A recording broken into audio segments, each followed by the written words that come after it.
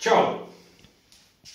Kapitola 4. Předpisy o podmínkách provozu vozidel. Jak název kapitoly napovídá, dnes se budeme bavit o tom, jak vypadá vozidlo a co má takové vozidlo splňovat.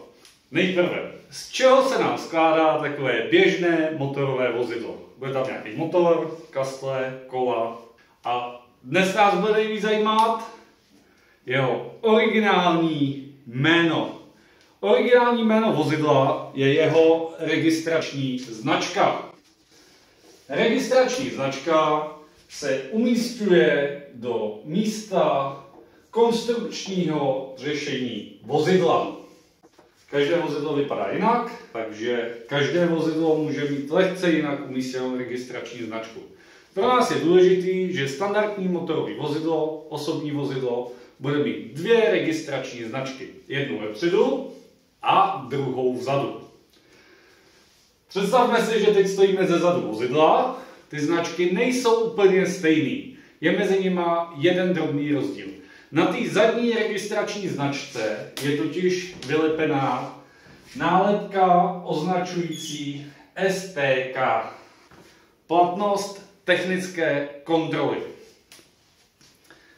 Pojďme si říct, kde se nám ta nálepka vezme. V okamžiku, kdy si koupíme nové vozidlo a jdeme si to vozidlo zaregistrovat, tak v ten moment na úřadě dostaneme k vozidlu dvě plechové registrační značky a na tu jednu z těch dvou nám vylepí červenou kontrolní nálepku, na které bude vyznačená délka technické způsobilosti vozidla. U nového vozidla osobního jsou to 4 roky. A ty 4 roky se počítají od registrace, první registrace vozidla, od návštěvy úřadu. Když vyprší lhůta 4 let a skončí nám platnost, která je vyznačená na té registrační značce, musíme s vozidlem navštívit takzvanou stanici technické kontroly. Stanice technické kontroly. Co to je? Stanice technické kontroly. Co to je? Tak je to takový velký dům, aby se do něj vešly auta, aby tam mohli zajet. A na tom domě je napsáno stanice technické kontroly. Překvapení. A nebo tam může být zkrátka STK. Na stanici technické kontroly, když se vrátíme kousek zpátky, přistavíme vozidlo, které jsme zaregistrovali jako nové. Dostali jsme 4letou technickou způsobilost, ta nám končí. A my tu technickou způsobilost potřebujeme prodloužit. To prodloužení bude už jenom na 2 roky, a to pokaždé až do konce života toho vozidla. Na stanici technické kontroly teda přistavíme vozidlo v nějakém odpovídajícím stavu a jedna z věcí, která se bude kontrolovat, bude i povinná výbava.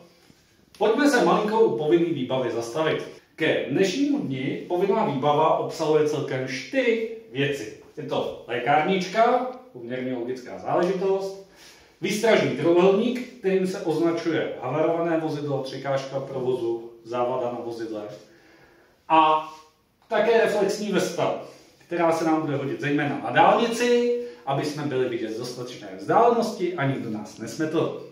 4. položka je nějaké zařízení na vyřešení defektu pneumatiky. Úmyslně jsem to řekl takto obecně, protože defekt pneumatiky můžeme v rámci povinné výbavy řešit celkem 3 způsoby. Nejznámější a nejstarší je náhradní rezerva 5. kolo, který máme v kufru, hever a klíč, kterým kolo sundáme a vyměníme. U náhradního kola, u tzv. Rezervy, ještě doplním, že náhradní kolo se hustí standardně na nejvyšší dovolený tlak. Je to kvůli tomu, že jak je pak třeba půl roku, rok, 2 roky v kufru, tak se počítá s tím, že nějaký vzduch může odejít, tak aby jsme nevyndali náhradní kolo a ono nebylo prázdné. Pokud nechceme vozit náhradní rezervu, klíč a hever, můžeme použít druhou variantu a to je opravná sada. Opravná sada je takový sprej, dalo by se říct vevnitř něco jako žvejkačka. To foukneme do poškozené pneumatiky, kompresorem tam pošleme malinko vzduchu a ono nám to zevnitř tu díru jakoby zacpe. U opravní sady ovšem musí být vozidlo vybaveno detekcí úniku vzduchu na pneumatikách. Třetí varianta, úplně nejsnažší, pro ty, co nejsou technicky moc způsobilí, nebo pro ty, co neradi pracují, dostatečná je i sjednání asistenčních služeb. V ten moment, kdy zjistíme defekt na pneumatice, zavoláme na asistenční služby, někdo přijede a vyřeší problém za nás. Tak, to máme povinnou výbavu. Pojďme se vrátit zpátky k té stanici technické kontroly. Přistavujeme teda vozidlo v odpovídajícím technickém stavu, zajdeme dovnitř, k vozidlu přijde technik, stanice technické kontroly a provede kontrolu. Pro nás ta kontrola není až tak zajímavá, kontroluje se zhruba 2000 položek, je to velmi dlouhý seznam. Nicméně, co je pro nás zásadní, bude výsledek kontroly.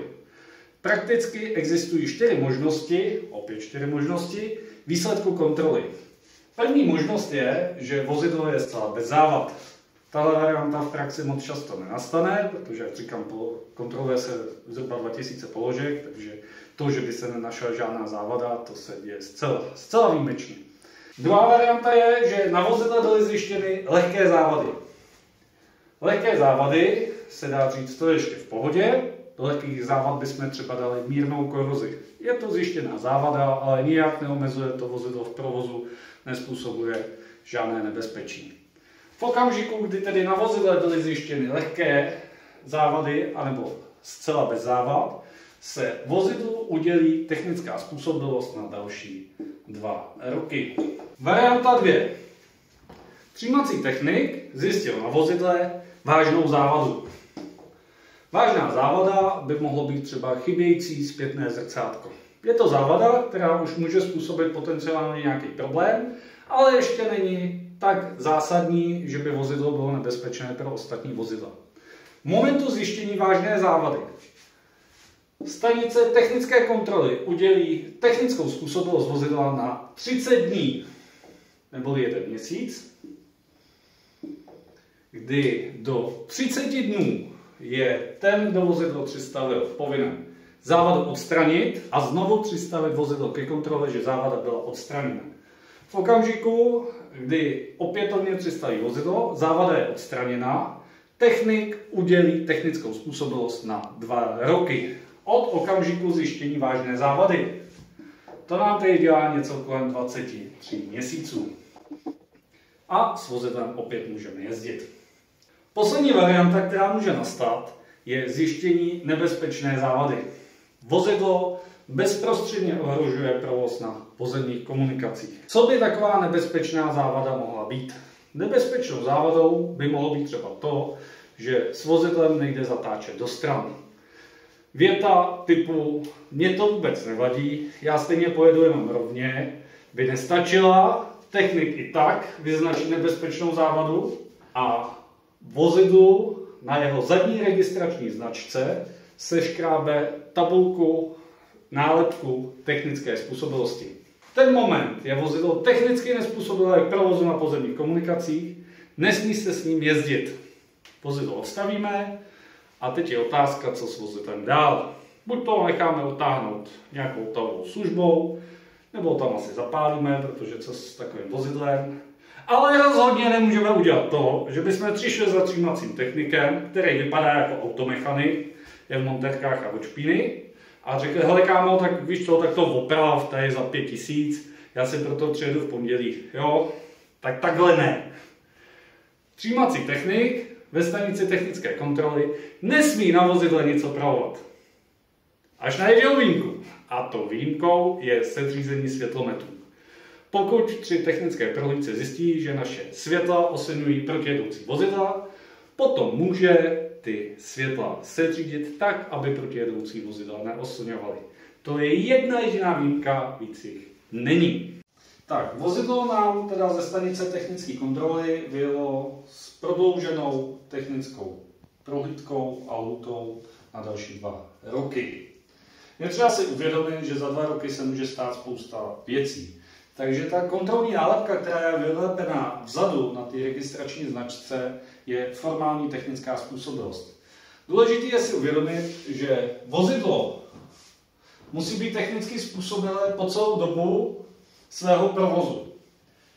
Neboli Vozidlo je technicky nezpůsobilé, pokud pro závady v technickém stavu bezprostředně ohrožuje bezpečnost provozu na pozemních komunikacích. O čem hovořím? Vyjeli jsme ze stanice technické kontroly a dejme tomu třeba za půl roku došlo k závadě na brzdném systému vozidla.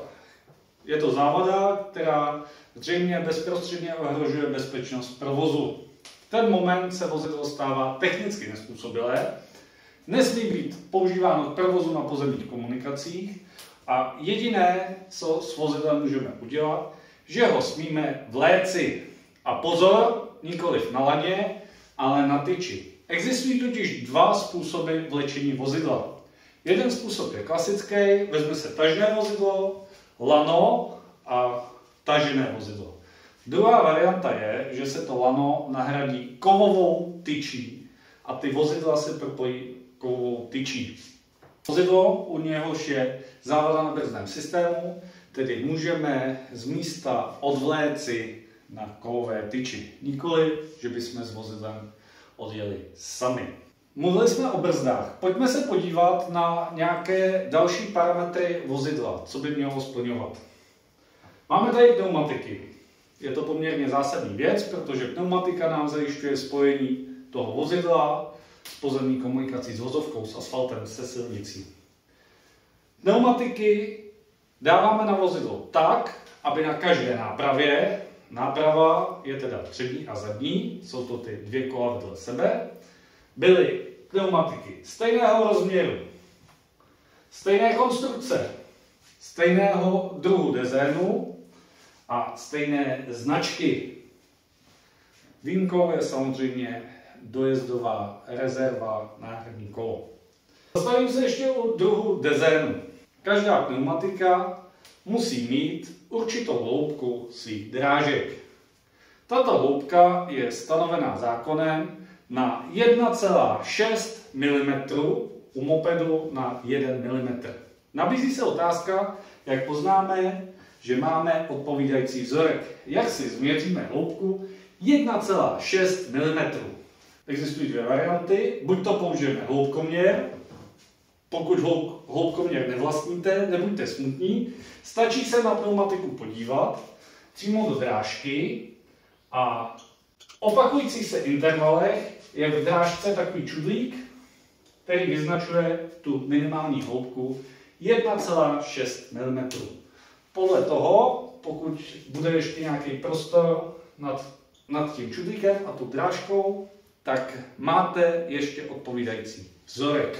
Pneumatiky byly poměrně snadné.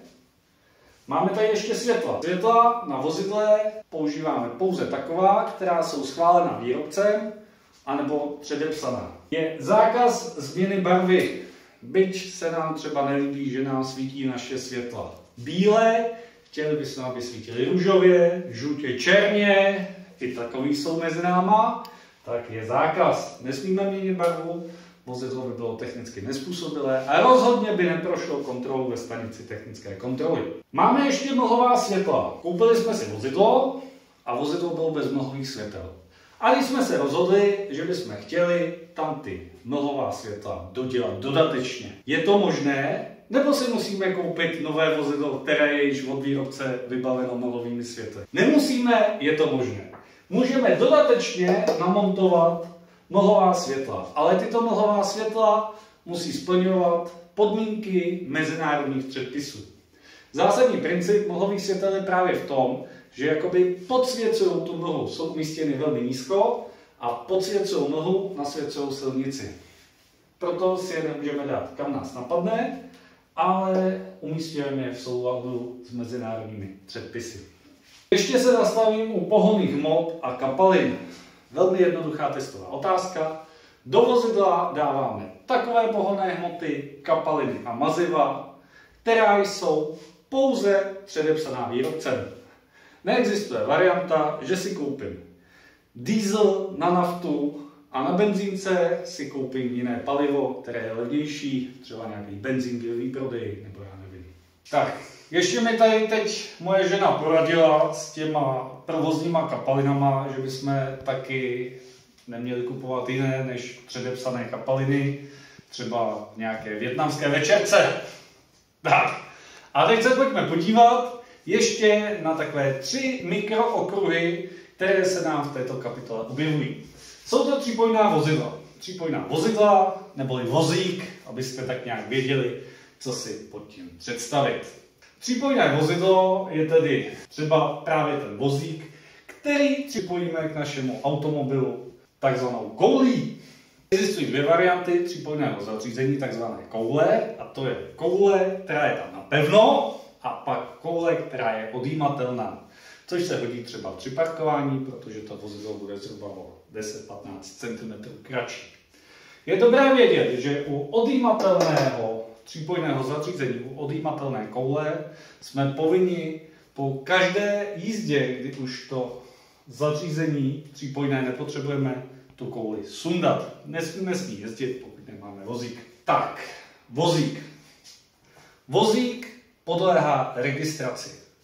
Pokud jsme se doma rozhodli, že si vyrobíme svůj vlastní vozík, tak stejně musíme na úřad a na úřadu musíme vozík zaregistrovat. To znamená, že první známka toho, že jsme obdrželi registraci vozíku, je v tom, že jsme k vozíku dostali i registrační značku. Tato značka se neshoduje se registrační značkou osobního automobilu. Každý vozík má svoji specifickou vlastní registrační značku. Současně s tou registrací funguje i princip technické způsobilosti. Říkali jsme si, že u osobních automobilů, u nových osobních automobilů je platnost technické kontroly 4 roky a poté pravidelné intervaly 2 roky. Až do konce života vozidla. U třípojného vozidla to máme jinak. Tak, u vozíků, pozor, u nebržděného vozíku, protože máme 2 typy vozíků, je pak interval technické kontroly 6 let po registraci. U nebržděného vozíku, protože máme 2 druhy vozíků, s brzdným zařízením a bez brzdného zařízení, je lhůta 6 let po registraci a potom v pravidelných 4letých lhůtách. Stejně tak budeme postupovat u motocyklu. Nový motocykl po registraci 6 let, potom v pravidelných 4letých lhůtách. Jak jsem tedy řekl, existují bržděné přívěsy a nebržděné přívěsy. U nebržděného přívěsu, to znamená, že vozík nemá své vlastní brzdní zařízení, je důležité, aby tažné vozidlo nebylo lehčí než ten vozík vzadu. Je to poměrně logické, protože by to pak nikdo neubrzdil. Tedy nebržděný přívěs je vždy lehčí než tažné vozidlo. Může se stát, že bude mít široký přívěs, třeba karavan, který bude širší než samotné vozidlo. V ten moment zpětná zrcátka na vozidle neplní svoji funkci, protože ve zpětných zrcácích vidíme pouze náš široký přívěs. V ten moment jsme povinni si vozidlo dovybavit takzvanými přídavnými zrcátky, které budou o kousek širší, aby jsme viděli i po stranách toho přívěsu. Uzavřeme tím, že v okamžiku, kdy máme naše vozidlo a vzadu třeba vozík, tak z pohledu zákona se již jedná o jízdní soupravu. A tato jízdní souprava nesmí nikdy překročit okamžitou povolenou hmotnost. Pojďme na další mikrokapitolu, a to je dlouhé vozidlo. Dlouhé vozidlo je problematika zákazových dopravních značek, které omezí vjezd vozidel třeba delších než 10 metrů. Nabízí se otázka, co třeba s takovým autobusem, který má na své zadní části umístěnou odjímatelnou schránku na lyže, anebo dřevěnou kadibudku. Počítá se i tato schránka nebo kadibudka do největší délky vozidla, anebo ne? Správná odpověď ano, počítá. Pokud si dozadu dáme odjímatelnou schránku na lyže, která délku autobusu prodlouží třeba o metr, v ten moment Ten autobus je dlouhý, včetně odjímatelné schránky na lyže. Třetí část mikrokapitoly historické vozidlo. Pro začátek si pojďme říct, že ne každé staré vozidlo musí být nutně historické vozidlo. Když třeba můj děda bude mít v garáži Favorita, což už je krásný historický kousek, a bude s ním jezdit, tak to z toho ještě nedělá historický vozidlo. Aby se vozidlo stalo skutečně historickým, je třeba ho zapsat do registru historických a sportovních vozidel. V okamžiku, kdy se tak stane, získá majitel takového vozidla některé výhody, ale současně i některá omezení. Mezi výhody lze počítat to, že vozidlo už nemusí tak často jezdit na technickou kontrolu, současně to, že povinné ručení klesne, ale také to, že vozidlo získá vyšší tržní hodnotu. Mezi nevýhody patří to, že stát samozřejmě chce chránit nějaký svůj historický majetek a omezí řidiče v používání vozidla. Historické vozidlo nelze použít ke každodennímu užívání. Nelze užít k podnikání, takže varianta typu, že s vozidlem budu jezdit taxislužbou, nebo že s vozidlem budu jezdit každý den do práce, na nákupy, tak nepřipadá v úvahu. Možná vás mate, že v některých větších městech, třeba v Praze, jezdí historická vozidla, která provádějí prohlídky po městě. Nenechte se zmát, nejedná se o pravá historická vozidla, jedná se pouze o jejich repliky. Dostali jsme se do plného závěru kapitoly 4. Dnes jsme se dozvěděli, že jsou nějaké stanice technické kontroly, nějaká technická způsobilost, že vozidlo má nějakým způsobem vypadat.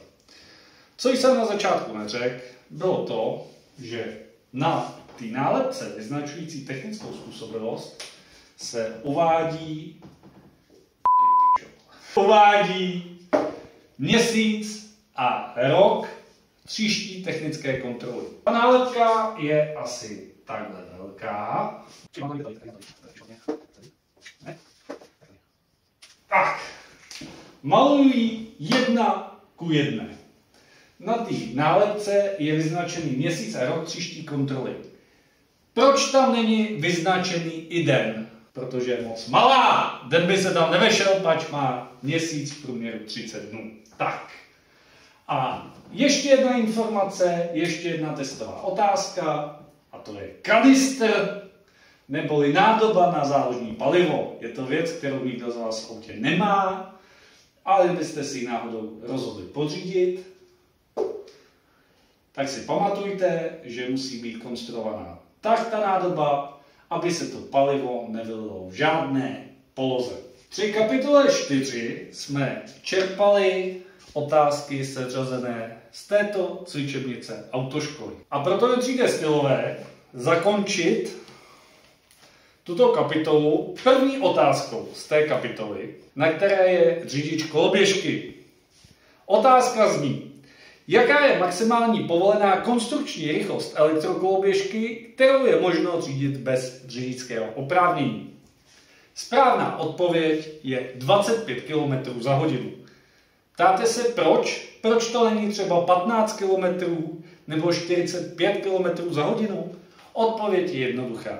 15 km je příliš málo a 45 je příliš moc. Děkuji vám za pozornost.